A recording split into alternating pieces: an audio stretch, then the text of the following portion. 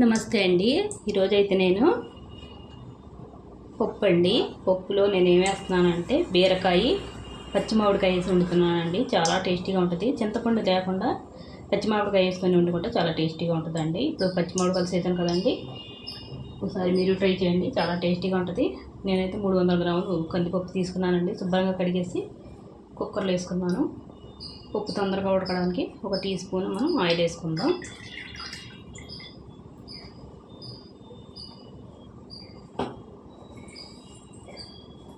చూడండి, బీరకాయ ముక్కలండి.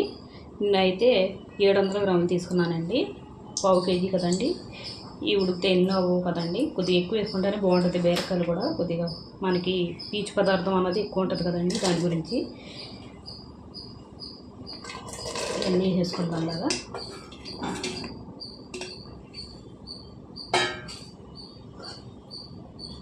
ఒక 2 టమాటాలండి, పచ్చిమిరపకాయలండి, ఇవి కూడా వేసుకుందాం.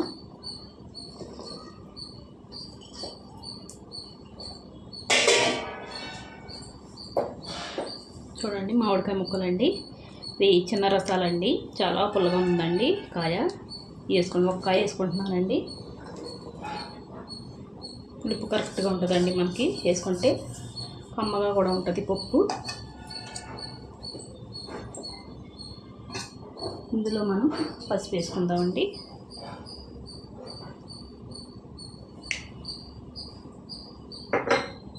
కారం కూడా వేసేసుకుందాం.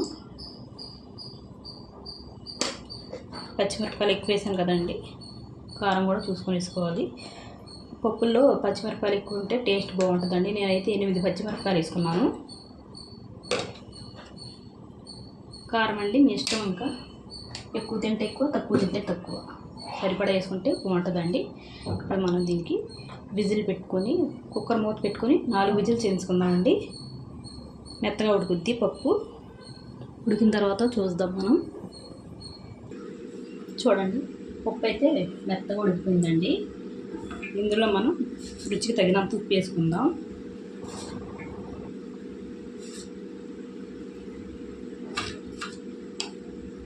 పప్పు గుత్తితోటి ఎనిపిన తర్వాత అప్పుడు మళ్ళీ చూసి వేసుకుందామండి. ఉప్పు మనం ముందే వేసుకుంటే ఉప్పు అవుతే మరి ఏం చేయలేము మనం. ఉప్పు ఎక్కువ అయితే చూసారా అంత బాగా ఉడికిందో పప్పు. ఇప్పుడు బాగా మెత్తగా ఎనిపేసుకుందామండి పప్పుకి. నేనైతే కొద్దిగా పలసగా వండుకున్నానండి. గట్టిగా వండుకుంటే ఇంకొక 2 విజిల్స్ వేయించుకుంటే గట్టి పడిపోద్ది పప్పు. చూడండి, ఎనిపిన తర్వాత చూపిస్తాను మీకు. చూడండి, పప్పు ఎనిపేసుకున్నాను. ఇలాగైతే సరిపోద్దండి. చూసారా, ఇంకా మెత్తగా కావాలంటే ఇంకా మెత్తగా ఎనిపోవచ్చండి. ఇలాగే కొద్దిగా టేస్ట్ ఉంటుందండి. ఇప్పుడు ఈ పప్పుని మనం తాలింపు పెట్టేసుకుందాం. చూడండి, నూనె పెట్టుకున్నాను. నూనె వేడెక్కిందండి. ఇందులో నేను కొద్దిగా నెయ్యి వేసుకుంటున్నానండి. నెయ్యి వేసుకుంటే టేస్ట్ చాలా బాగుంటుంది. దాని గురించి వంట వేసుకొని లేకపోతే నూనెతో అయినా చాలా బాగుంటుందండి. చూసారు కదా, వేడెక్కింది. ఇందులో మనం ఆవాలు, జీలకర్ర వేసుకుందాం.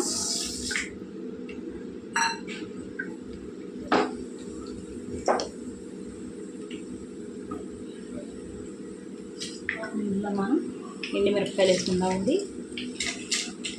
ఒక 4 వేసుకున్నానండి నేనైతే ఎండుమిరపకాయలు.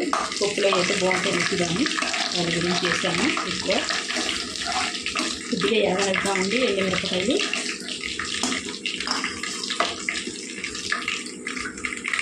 చూడండి, ఎండుమిరపకాయలు బాగా వేగాయి కదండి, ఇలా వేగాలి. వేగితే బాగుంటాయి ఎక్కువ వేస్తే. ఇప్పుడు మనం ఇందులోకి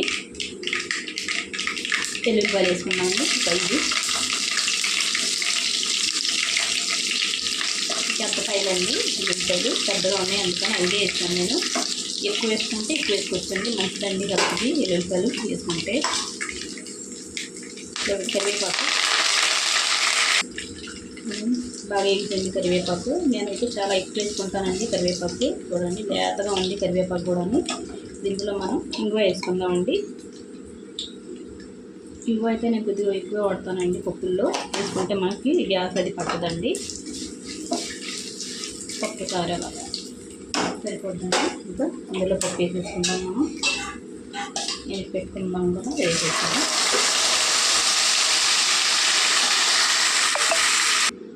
చూడండి తాలింపు పెట్టేశాను.